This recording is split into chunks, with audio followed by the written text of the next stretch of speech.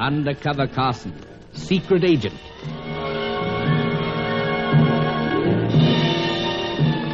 Operation Deathray, an assignment in Rio.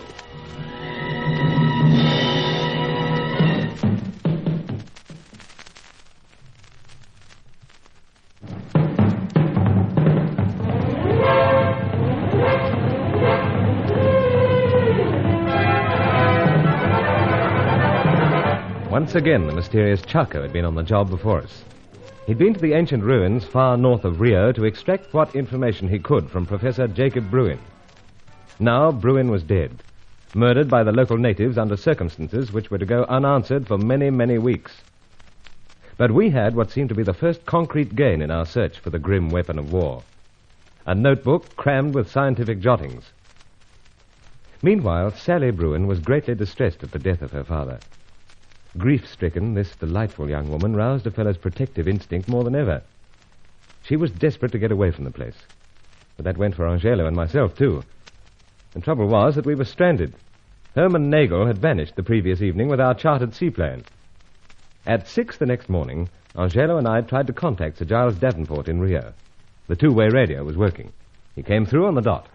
Yes, Carson. I'm getting you clearly enough, though the mind's somewhat fogged at this early hour. But you say you've had some success with your bird watching? So, Sir Giles, we contacted the particular specimen we were after, and we seem to have a very rare egg. Oh, tip-top, old man. But when are you coming back? I'm afraid there's a complication in that regard, sir. At the moment, we've no transport. No transport? Man alive, what about that seaplane I chartered for you? Well, it landed us right enough, shortly before a tropical storm broke.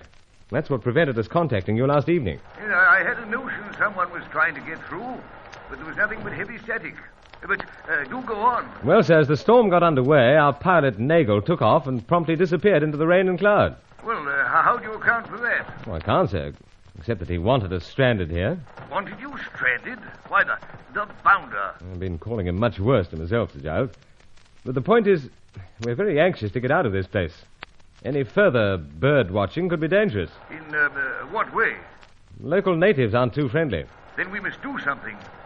Though my good friend Julius Grant assured me that this Nagel fellow was trustworthy. Rough diamond, perhaps, but straight. I was inclined to agree wholeheartedly with Commander Grant, until this happened.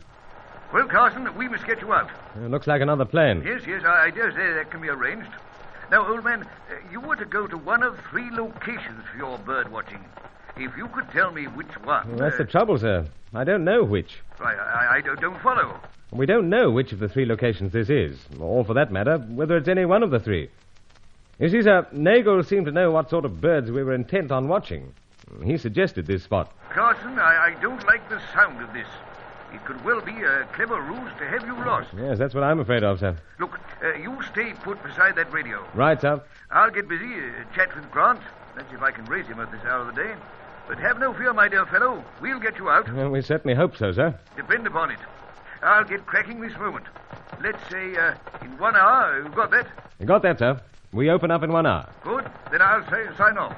Best of luck to yourself and Angelo. Oh, thanks, sir.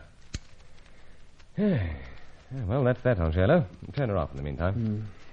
It would appear, Senor, that the flyer of the plane has lured us into a trap, as His Excellency suggests. I can't entirely accept that. You see, old chap, he at least brought us to the bird we were after.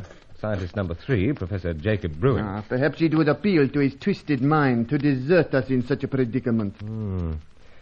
Yes, he's a strange fellow, I must admit. There is much to him that we do not know, Senor Carson. True. Pity we couldn't get him to talk. Talk, Senor? He will be doing a great deal of talk to his associates, gloating over the predicament in which he has left us. Well, old chap, if Nagel's deserted us, then we must just wait and hope that Sir Giles can arrange another plane and locate us. But this is the wildest of territory, Senor. Almost unexplored. Oh, it abounds with evil ruins and untamed tribes. How can he find us here? Well, the radio will help. Now, you stand by it. Watch it every moment. And let's know if there's the slightest murmur from it. Immediately, Senor. And keep your eyes skinned for these local boys. The natives? So, give a yell if they show themselves. I will, Senor. But where will you be? Now, through this archway for the moment. I've been trying to persuade Sally Bruin to doze off and rest, but so far she hasn't. I'm afraid she's taken the death of her father very badly. Howsoever, must see what I can do.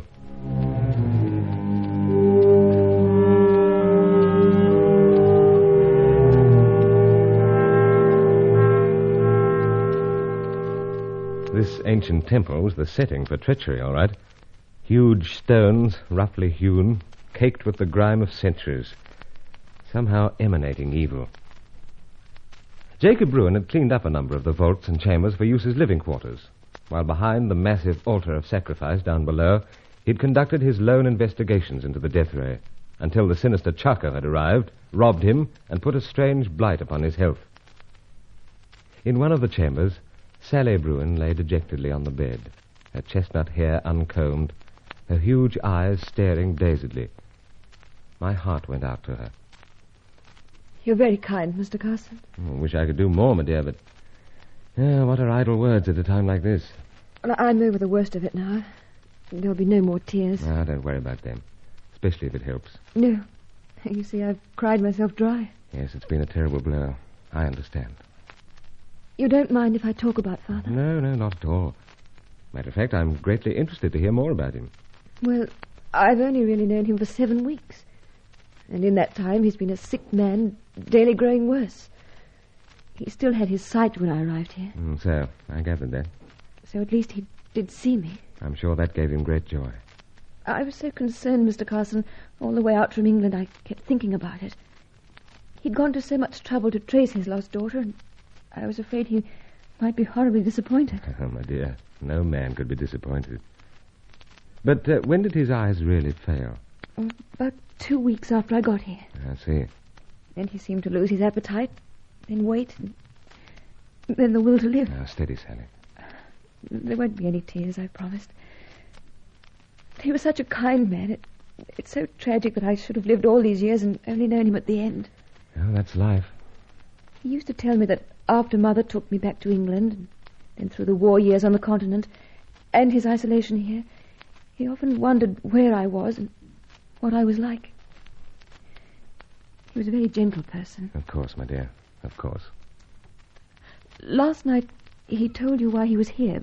What he was doing, I mean. Oh, yes. Something about a Deathray. His mind was wandering, no doubt. No. No? He'd been working on that very weapon during the war in Europe. You don't say. But he thought it was wrong. The war? Oh, no, the Deathray. Oh, sounds a horrible sort of thing. He used to tell me what destruction it could cause. Wipe out whole cities, make steel bridges twist and melt. Great Lucifer. It used to terrify me. I don't wonder. But all the time he was experimenting with it, he was deeply worried. Father was a man who had some feelings for other people. It distressed him greatly that all his information should have fallen into the hands of Chaka. Oh, yes. He accused me of being an associate of someone called Chaka. You don't know Chaka? My dear, the only Chaco I've heard of is a tract of land in the northern Argentine. Who the places is he? He's a very evil person. But as well as that. He was a scientist who worked once with Father. I used to ask about him, but Father kept saying that even to talk of the man might bring still more trouble. He believed that his blindness and sickness were caused by Chaka. Makes you shudder, eh? But what nationality was he? Well, I'm afraid I don't know. To tell you the truth, Mr. Carson, I was a little afraid to mention his name myself, just in case Father was right about it, causing still more trouble. Well, Sally, this situation is rather incredible. Here I am on a survey for a British meat importing firm, and I run into Deathray and murder. Please. Forgive me, my dear. And I also run into a very attractive young woman. And such a helpless one. When I came out here to Father, I thought I'd found someone at last. And now I feel so terribly alone. Oh, don't worry, Sally. We'll see that you're not deserted. Senor! Hello? What's our shadow done? Senor Carson! Here, old chap. Come right through. The radio, eh? Oh, no. Do you hear? Here? What? Oh, the plane. The one that left, Senor. Nagel seaplane. See. These massive stone walls absorbed all the sound. And best we get out and have a look-see. It circles above the ruins, Senor, then heads to the stretch of water where it formerly came down. It seems he's landing. Mr. Carson, what's all this about? It looks as if our truant pilot has decided to return. Come along. We'll get through to that landing site and out to the plane and the rubber dinghy. Friend Herman Nagel's got some explaining to do.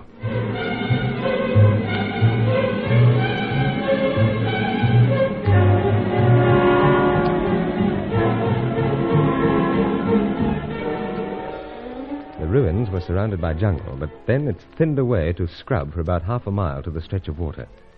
We wasted no time in leaving that temple, and Angelo and I had 3 precious things with us. The captured notebook, the 2-way radio, and Sally. She'd grabbed a few of her belongings, and we were helping her with them. Oh. Anything wrong, my dear? Oh, nothing much. Just one of those sharp little branches. It struck my face. Yeah, we've got to force our way through, you know. Yes, I understand. Senor, I no longer hear the voice of the plane. Our friend Nagel's taxied to a stop near that. But is he able to moor the plane, Senor, alone? That's a point. Well, you will recall that he had need of your assistance in that regard. So, he's probably just floating, waiting for us to make an appearance. It is strange, is it not, that he did not circle the ruins until we appeared? Yeah, I've been thinking of that. That's all right. Sally. Sally, why are you standing there trembling? Mr. Carson, the natives. The natives? Sir Carson, they rise from the shadows of the trees in our path. Great heavens, yes. The arrows are ready in their bows. Their spears are poised. A trifle awkward. Oh, we're trapped. Now, take it easy. Senor, we must return at once to the protection of the ruins. There doesn't seem much else we can do. Oh, look, Mr. Carson. What now, Sally? Behind us. Huh? More of the blighters. And on all sides, Senor. We'll never reach the plane. No panic.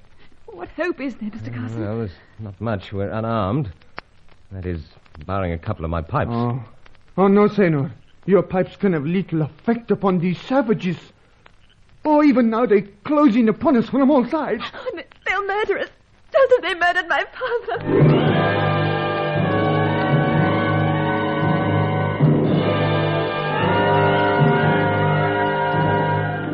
Yes, at that stage I didn't like our prospects of seeing the lights of Rio again. The little brutes advanced silently from all sides, their eyes fierce, all ready to let loose the rain of death. Our plane was back, but meanwhile we had another grim obstacle in Operation Deathray.